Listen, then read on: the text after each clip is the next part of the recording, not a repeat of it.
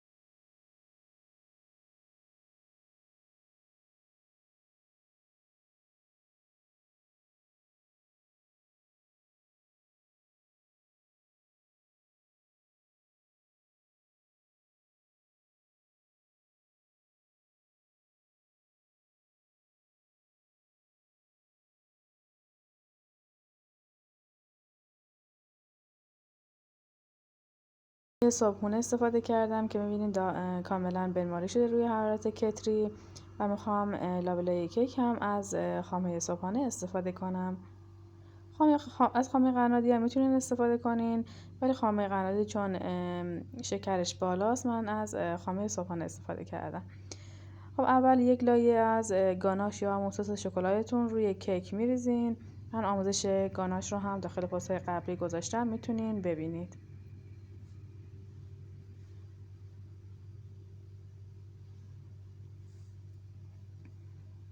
کامل سطح کیکتون رو با سس شکلات میپوشونین و بعد از میخوام لابلای کیک هم استفاده کنم.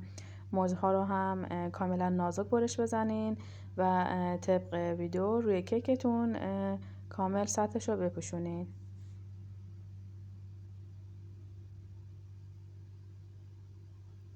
میتونین گردو هم اضافه کنین، کاملا اختیاریه.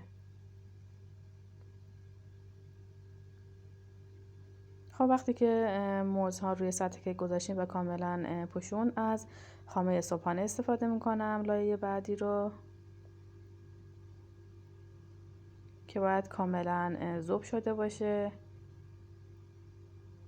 طبق تصویر کاملا روی سطح کیک رو با خامه صبحانه میپوشونم و دوباره کمی از سس شکلات اضافه میکنم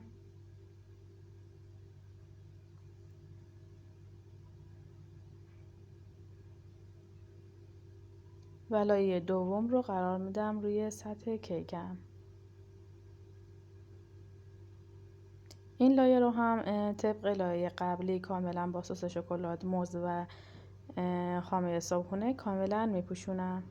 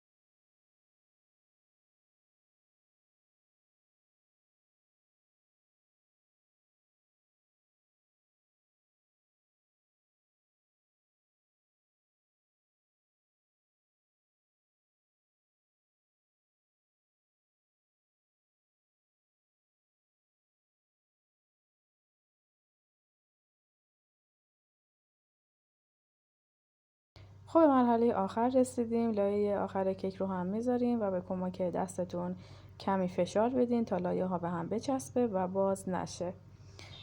برای تزیین روی کیک شما از همون شکلات یا گاناش باید استفاده کنین. اگه موادتون کمی سفت شده بود باید روی حرارت کتری باز کنین یا اینکه کمی شیر بهش اضافه کنین و روی حرارت ملایم گاز گاناشتون رو کمی شل کنین و روی سطح کیک بریزین و با کمک قاشق یا چاقو مواد رو روی سطح کیکتون پخش کنید.